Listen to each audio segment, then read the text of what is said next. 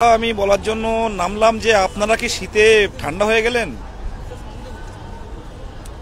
শীতের মধ্যে কি সবাই ঠান্ডা হয়ে গেলেন আর নামবেন না পথে? আমি কমেন্ট দেখতে পাচ্ছি না, কিন্তু কমেন্ট করুন, পরে আমি দেখে নেব। বলছি শীতে কি ঠান্ডা হয়ে গেলেন সবাই?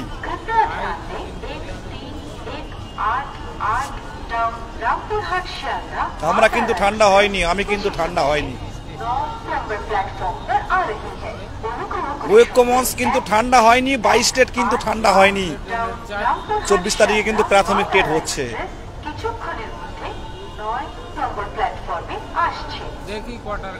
দেখবেন বসে বসে। 3.5 লক্ষর মতো ফর্ম ফিল আপ মনে হচ্ছে সম্ভবত। এখান থেকে 1 লক্ষ বেরোলে আর পথে নামবেন?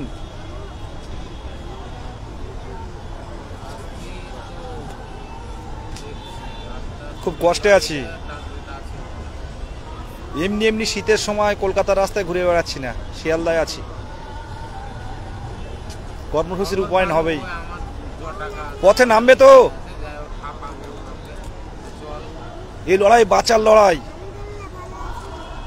এ লড়াই বাঁচার লড়াই। যদি 22 স্টেটকে ভালোবেসে থাকেন, নেক্সট আন্দোলনে সবাই রাজপথে আসুন। 2017, 18, 19, 20, 21, 22, 23 এই কয়েকটা বছরে প্রাথমিক কোনো রিক্রুটমেন্ট হয়নি। তো তার জন্য আমরা শিক্ষামন্ত্রীর পদত্যাগ চাইছি, আমরা পর্ষদ সভাপতি গৌতম পাল মহাশয়ের পদত্যাগ চাইছি।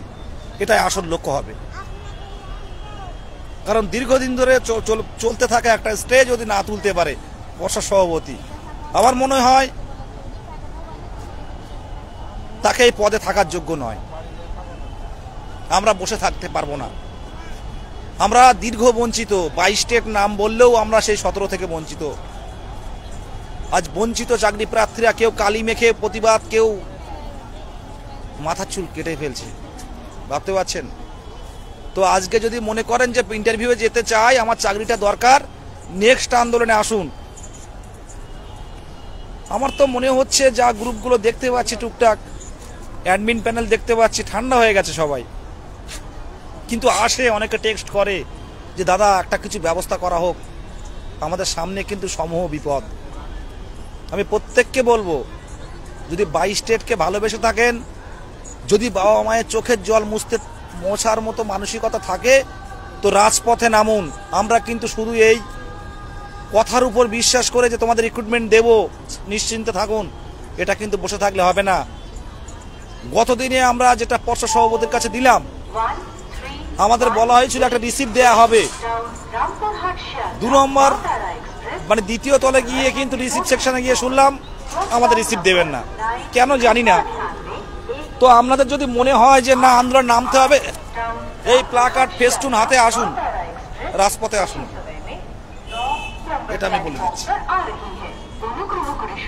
এইটুকু বলার, বিশেষ কিছু বলার নেই। আমাদের আন্দোলন, আমাদের দাবিগুলো তুলে ধরতে হবে। আমরা সবাই মানসিকভাবে প্রস্তুতি নিই। আমাদের ন্যায্য দাবি, সেই ন্যায্য দাবি থেকে কিন্তু আমরা পিছিয়ে যাব না। সবাইকে অনুরোধ করব, শীত বলে নয়, মানসিকভাবে প্রস্তুতি নিন। আমরা যে বঞ্চিত, দীর্ঘদিন ধরে বঞ্চিত, সেই বঞ্চিতদের যতদিন না ইন্টারভিউ না হচ্ছে, আমরা সেই পথ থেকে কিন্তু পিছু হটব না। আজকে কলকাতার রাজপথে আমাদের নামতেই হবে।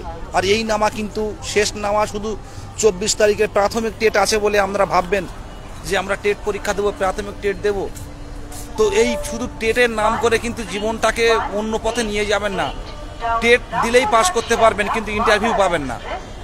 আমরা যে বঞ্চিত, আমাদের যে অধিকার থেকে যেটুকু অধিকার, সেগুলো বঞ্চিত করা হচ্ছে।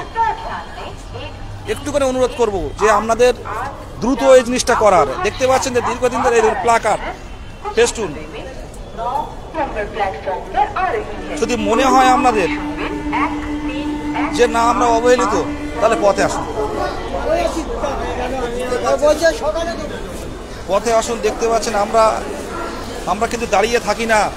বলেছিলাম যে ঐক্যমঞ্চ কিন্তু কোনোদিন মানে একদিন নেই যে আমরা কলকাতায় আসি না কোনো না কোনো কারণে। ইন্টারভিউটা চাই আর পাচ্ছি না, সত্যি কথা বলতে। আর পাচ্ছি না, দাঁতে দাঁত চেপে বলছি নেমে পড়ুন, নেমে পড়ুন, নেমে পড়ুন, প্লাকার্ড হাতে, ফেস্টুন হাতে নেমে পড়ুন। এ লড়াই বাঁচার লড়াই।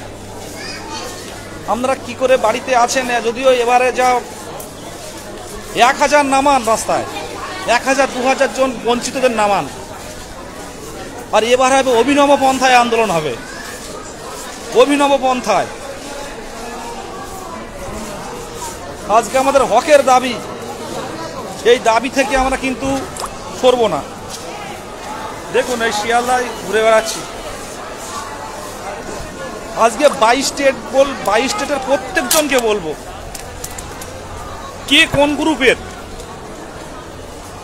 সেটা বড় দেখার বিষয় না। আমরা 22 স্টেট, আমাদের একটাই নাম, আমাদের একটাই পরিচয়, আমাদের একটাই অ্যাড্রেস, আমরা 22 স্টেট।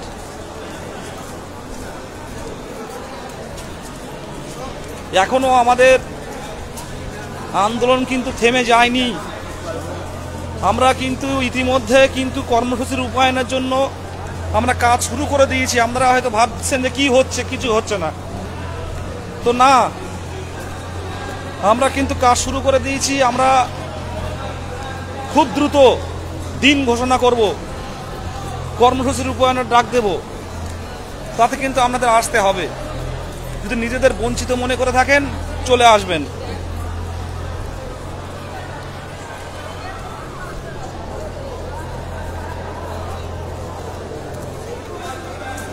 কারণ এই লড়াই যদি মনে করেন যে আমি বঞ্চিত, তাহলে আসবেন। পর্ষদ কিন্তু একবার প্রাথমিক টেট নেওয়া হয়ে গেলে কিন্তু রেজাল্ট খুব তাড়াতাড়ি বের করবে, আর এই রেজাল্ট বের করলে কিন্তু আমরা হারিয়ে যাব মহাসমুদ্রে। আপনারা সবাই ভালো করে জানেন, এবার কিন্তু আমার 1000 জন পথে নামতে হবে যদি 22 স্টেটকে ভালোবেসে থাকেন। যদি হকের দাবি থেকে থাকে তো উত্তরবঙ্গ থেকে সবাই আসবেন, যারা টেট পাস করেছেন, বন্ধু বান্ধবদের যারা টেট পাস করে বাড়ি বসে আছে তাদেরকে বলুন। পশ্চিমবঙ্গের পুলিশ যত ইয়ে করুন না কেন, পশ্চিমবঙ্গের পুলিশ আমাদের আটকাতে পারবে না, কারণ আমাদের খিদে আছে, আর এই খিদের জন্যই আমরা লড়বো রাজপথে। কত পুলিশ কোথায় চালান করবে, কোথায় কোর্টে পাঠিয়ে দেবে, দিক পাঠিয়ে জেল দেবে, জেল দিক, কিন্তু এই বেকারত্বের যন্ত্রণা সহ্য হচ্ছে না। এখন তো মানসিকতাটা এমন হয়ে গেছে যে কোনো কাজ পেলে করবো, এরকম একটা মানসিকতা, মানে একদম দেয়ালে পিঠ থেকে গেছে।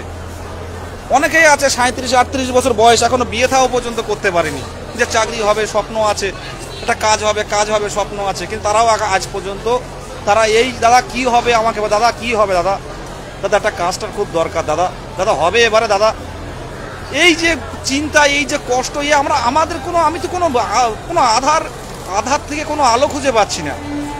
তো আমরা যদি সবাই মিলে নামতে পারি, আমরা আলোচনায় আসতে হবে, সরকারকে আলোচনায় এসে আমাদের নোটিফিকেশনটা দিতে হবে, না হলে কিন্তু আমরা কিন্তু ছাড়বো না।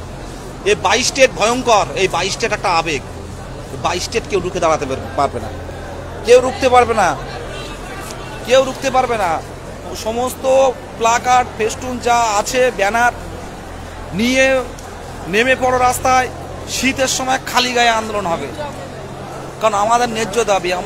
আমরা তো পুরো খারাপ কিছু চাইছি না, আমাদের হকের দাবি, আমাদের অধিকার, সেই অধিকার থেকে বঞ্চিত করা যায় না। আজকে দেখতে পাচ্ছেন যে কষ্ট মানুষের। আজকে হিসেবে আমরা স্কুলে থাকবো, আমরা আন্দোলন করার জন্য এখানে ওখানে পারমিশন, প্লাকার্ড করা, ফেস্টুন করা, এগুলো করব কেন, ব্যানার করা, এগুলো করব কেন আমরা? এবার আন্দোলন হবে অভিনব আন্দোলন। কলকাতা রাস্তায় যেন 1000, অন্তত 1000 থেকে 2000 যেন ভর্তি হয়ে থাকে, কারণ এই আন্দোলনকে আমাদের পথ দেখাবে, এই আন্দোলন আমাদের পথ দেখাবে। সবাইকে বলবো এই আন্দোলনটাই কিন্তু পথ দেখাবে, আর এই আন্দোলন থেকে কিন্তু আমরা পিছু পা হব না। এত ক্যান্ডিডেট ছিল বলবেন, ঠিক আছে? 22 স্টেটকে সবার নিয়োগ দিতে হবে। যতক্ষণ পর্যন্ত 22 স্টেটের নিয়োগ না হচ্ছে ততক্ষণ পর্যন্ত কিন্তু আমরা আমাদের আন্দোলন চালিয়ে যাব। এই ব্যানার হাতে কিন্তু রাজপথে আমরা ঘুরে বেড়াবো, রাজপথে যতক্ষণ পর্যন্ত আলোচনায় না আসবে ততক্ষণ পর্যন্ত আমাদের আন্দোলন চলতে থাকবে। সবাই তৈরি হন মানসিকভাবে, খুব তাড়াতাড়ি কিন্তু ডেট ঘোষণা করছি, আন্দোলনের দিন খুব তাড়াতাড়ি ঘোষণা করছি। আমাদের আটকানো হোক, পশ্চিমবঙ্গের কত পুলিশ আছে আটকাক, আমরা তৈরি হন। এই পর্যন্ত শেষ করছি। দেখতে পাচ্ছেন শিয়ালদায় আছি, বিভিন্ন কর্মসূচিতে আমাদের কলকাতায় আসতে হয়। তো আপনারা মানসিক প্রস্তুতি নিন। 22 স্টেট পথে নামবে, 22-এর বঞ্চিতরা পথে নামবে, 22-এর বঞ্চিতরা পথে নামবে। আর আমরা নামিয়ে দেখে দেবো যে যদি কোনো স্টেপ পড়ে থাকে পর্ষদ এগিয়ে যাক। এখনো পর্যন্ত পর্ষদ কিন্তু সুপ্রিম কোর্টে যায়নি। তাহলে কি চিন্তা ভাবনাটা কি, পর্ষদের ষড়যন্ত্রটা কি, এটা আটকাতে হবে। আমাদের মন ভোলানো কথা বললে চলবে না, আমাদের মন ভোলানো কথা বললে চলবে না, আমাদের আটকাতে হবে। এটা আপনারা যারা আছেন, আমি শুধু এটুকু বলবো যে বিশ্বাস রাখেন আন্দোলনের উপরে, এই আন্দোলন সফল হবে। এই পর্যন্ত আমি রাখছি, পরবর্তী দিন আমরা ঘোষণা করছি, আপনারা তৈরি থাকুন। আমরা ব্যানার, প্ল্যাকার্ড, ফেস্টুন যেগুলো দরকার সেগুলো আস্তে আস্তে সব তৈরি হবে। তো ভালো থাকবেন, আর সবাই মানসিক প্রস্তুতি নিন, জেলায় জেলায় মানসিক প্রস্তুতি নিন, গ্রামে গ্রামে জানিয়ে দিন, যারা 22 স্টেট পাস তাদেরকে জানিয়ে দিন। কারণ এই আন্দোলন আমাদের হকের দাবির আন্দোলন। এই আন্দোলন আমাদের ডিএলএড করেছে হাজার হাজার টাকা খরচ করে, তার আন্দোলন। এই আন্দোলন ইন্টারভিউয়ের আন্দোলন। এই বলে আমি শেষ করলাম।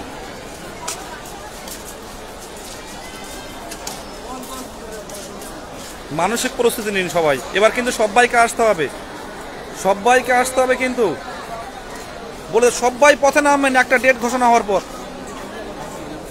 আর প্রাথমিক টেটের আগেই কিন্তু এটা হবে আমাদের আন্দোলন। কে টেট দেবে, টেট পড়ছেন এইসব চিন্তা ভাবনা ছাড়ুন, আগে ইন্টারভিউটা পাই আমরা।